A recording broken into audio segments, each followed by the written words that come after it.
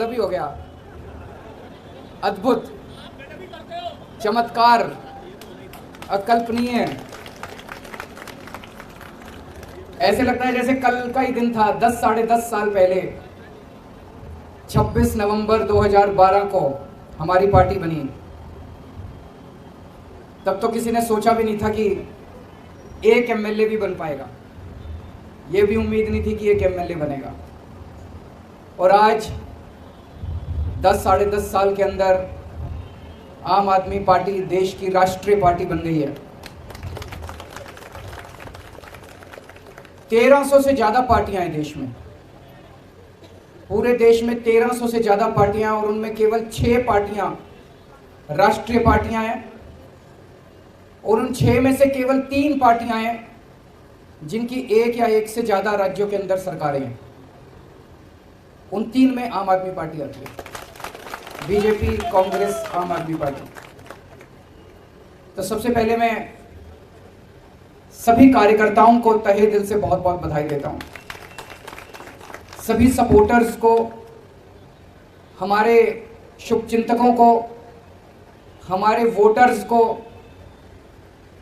और सबसे ज़्यादा हमारे क्रिटिक्स को, जो हमें बताते रहते हैं समय समय पे कि हम क्या गलतियां कर रहे हैं। उन सभी लोगों को मैं तहे दिल से बहुत बहुत बधाई देता हूं, शुक्रिया अदा करता हूं। भगवान ने वहां से, उस वक्त तो अपने पास कुछ भी नहीं होता था, ना पैसे थे ना आदमी थे। पैसे आज भी नहीं है, आदमी बहुत हैं, आज लोग बहुत हैं, लेकिन ऊपर वाला साथ है। आज सवेरे मैं यही सोच रहा था कि कहां से कहां आ गए, तो इसका मतलब ऊपर वाला कुछ कराना चाह रहा है हमसे, है कि नहीं है? हम तो निमित्त मात्र हैं, हमारी तो औकात ही कुछ नहीं थी। भगवान ने वहां जीरो से यहां पहुंचा दिया, इसका मतलब ऊपर वाले के दिमाग में कुछ तो चल रहा है।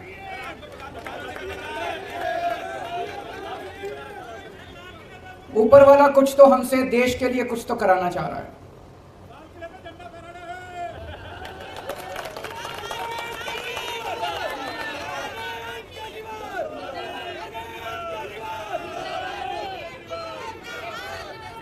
आज इस खुशी के मौके पे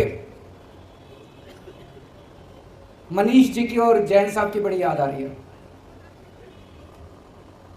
वो भी अगर होते तो हमारी खुशी में और 4 चांद लग जाते।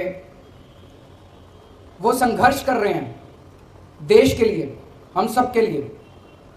इस वक्त देश की सारी राष्ट्र विरोधी ताकतें, जो इस देश का भला नहीं चाहती, जो इस देश की तरक्की नहीं चाहती, वो सारी ताकतें मिलके आम आदमी पार्टी का विरोध कर रही हैं। मनीष सिसोदिया का क्या कसूर है? कल मैं एक उद्घाटन करने गया था ईस्ट विनोद नगर में, एक स्कूल में, सरकारी स्कूल है, सरकारी स्कूल है, और उसमें फ्रेंच पढ़ाई जाती है, जर्मन पढ़ाई जाती है, स्पेनिश पढ़ाई जाती है, जापानीज पढ़ाई जाती है। मेरी पढ़ाई हिसार के सबसे बड़े प्राइवेट स्कूल में हुई थी, हमारे स्कूल में भी ये सारी चीजें नहीं पढ़ाई जाती थी, बड़े बड़े प्राइवेट स्कूलों में नहीं पढ़ाई जाती। आज दिल्ली के सरकारी स्कूलों के अंदर वो शिक्षा दी जाती है।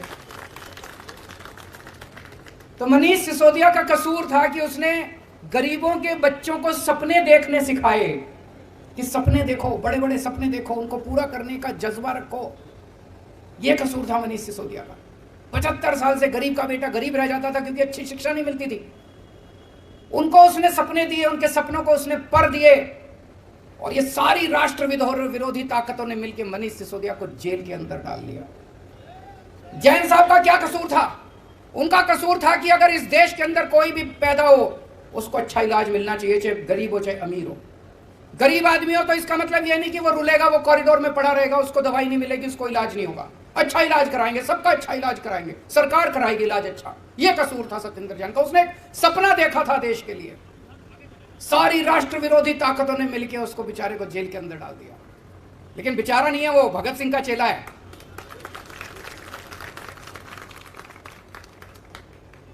तो ये सारी राष्ट्र विरोधी ताकतें आम आदमी पार्टी को रोकना चाहती है, लेकिन ऊपर वाला हमारे साथ है, किसी की हिम्मत नहीं है। मैं हमेशा कहता हूं, no one can stop the idea whose time has come. इस पूरी यात्रा में बहुत सारे ऐसे लोग हैं जिन्होंने बहुत कुर्बानियां दी, बहुत संघर्ष किए। हमारे बहुत साथी हैं जिन्होंने खूब डंडे खाए। आपने भी खाए? अच्छा, 1 महीने बेड पे थे, फ्रैक्चर हो गया था, बहुत डंडे खाए, जेल गए, बहुत लोग जेल गए।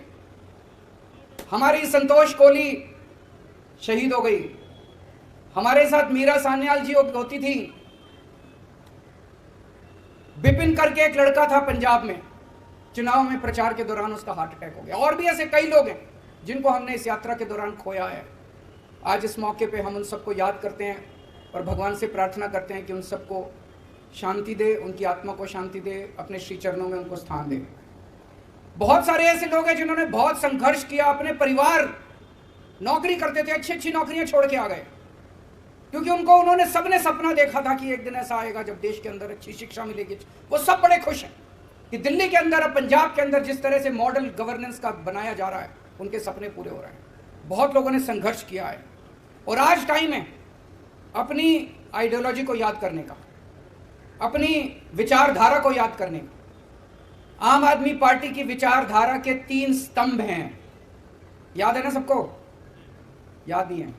3 स्तंभ हैं। कट्टर ईमानदारी, मर जाएंगे, देश के साथ गद्दारी नहीं करेंगे, बेईमानी नहीं करेंगे, एक टाइम की रोटी कम खा लेंगे लेकिन बेईमानी नहीं करेंगे, बेईमानी का पैसा घर में नहीं आएगा। कट्टर ईमानदारी। दूसरा स्तंभ है कट्टर देशभक्ति। देश के लिए जरूरत पड़ेगी तो जान हाजिर है, फांसी पे चढ़ जाएंगे। और तीसरा स्तंभ है इंसानियत। इंसान को इंसान समझना है। इन लोगों की तरह गुंडागर्दी नहीं करनी। गुंडागर्दी हमारी विचारधारा नहीं है, उनकी हो सकती है। इंसानियत, इंसान के लिए कुछ भी करने की जरूरत पड़े, इंसान से कोई इंसान से मोहब्बत करनी है। हम गाते हैं ना, इंसान का इंसान से हो भाईचारा, यही पैगाम हमारा। तो इंसानियत तीसरी हमारी आइडियोलॉजी है। पहली बार देश के अंदर पहले कहते थे चुनाव लड़ने के लिए इतना पैसा चाहिए, बेईमानी तो करनी पड़ती है। हमने दिखा दिया कि ईमानदारी से चुनाव लड़े भी जा सकते हैं और जीते भी जा सकते हैं। हमने दिखा दिया कि ईमानदारी से सरकार चलाई भी जा सकती है और सफल सरकार चलाई जा सकती है। हमने साबित कर दिया कि सफल सरकार तो ईमानदारी से ही चलाई जा सकती है, बेईमानी से सफल सरकार नहीं चलाई जा सकती। तो जैसा मैं कह रहा था, भगवान हमसे कुछ कराना चाह रहा है। हम सबका सपना है कि भारत दुनिया का नंबर 1 देश बने, मेक इंडिया नंबर 1। और हमारा देश बन सकता है नंबर 1। हमारे देश के अंदर क्षमता है, लोगों में क्षमता है। और शायद भगवान ये चाहता है कि भारत को दुनिया का नंबर 1 देश तो ये आम आदमी पार्टी वाले ही बनाएंगे। ये काम हमारे हाथों से कराना चाहता है।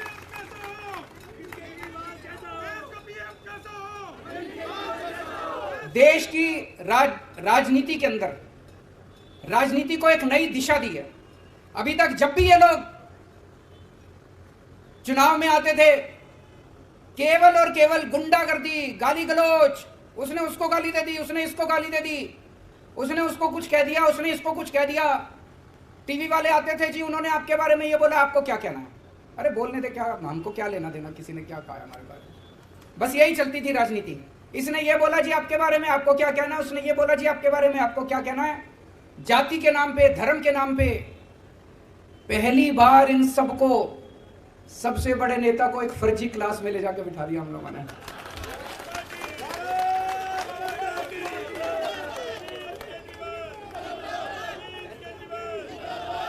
वो पता नहीं असली स्कूल में गए कि नहीं गए, लेकिन इस जिंदगी में उनको एक दिन असली स्कूल में भी भेजेंगे।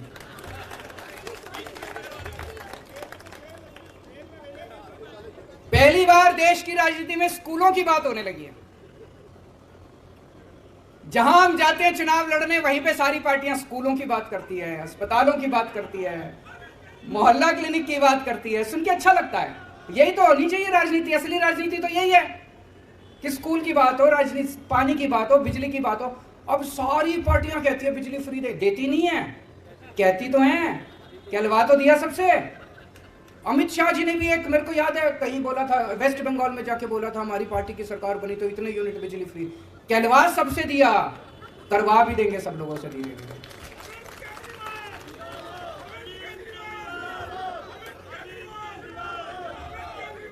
एक बारी और सब लोगों को याद दिला दूं, कई बार बोल चुका हूं, हम लोग आम आदमी पार्टी में मरने मिटने के लिए, देश के लिए आए हैं। अगर किसी के मन के कोने में कभी आए पद की इच्छा, पैसे की इच्छा, प्रतिष्ठा की इच्छा, तो या तो फीलिंग निकाल देना और या आम आदमी पार्टी छोड़ देना, गलत पार्टी में आ गए। और उसमें अब एक चीज और ऐड कर रहा हूं, ये अब जेल में डाल रहे हैं। मैंने कहा ना, सारी राष्ट्र विरोधी ताकतें इकट्ठी हो गई आम आदमी पार्टी के खिलाफ। वो नहीं चाहती कि देश की तरक्की हो, वो नहीं चाहती देश में स्कूल खुलें, वो नहीं चाहती देश में अस्पताल बने। वो सारी राष्ट्र विरोधी ताकतें हमारे को रोकना चाहती हैं, देश की तरक्की रोकना चाहती हैं। वो अब आपको सबको जेल में डालेंगे, एक एक करके सबका नंबर आएगा, सबका नंबर आएगा एक एक करके। कम से कम 8 से 10 महीने जेल में जाने के लिए तैयार रहना पड़ेगा, उससे ज्यादा नहीं रखेंगे, क्योंकि कुछ करा ही नहीं, फिर उसके बाद तो बेल वेल मिली जाती है।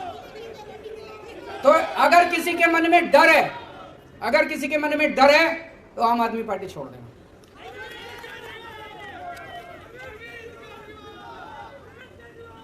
जैसा मैंने कहा, आज 2 किस्म की राजनीति देश के अंदर चल रही है। एक पॉजिटिव राजनीति, आपने देखा होगा दिल्ली के अंदर हम चुनाव लड़े, हमने कभी किसी को गाली नहीं दी,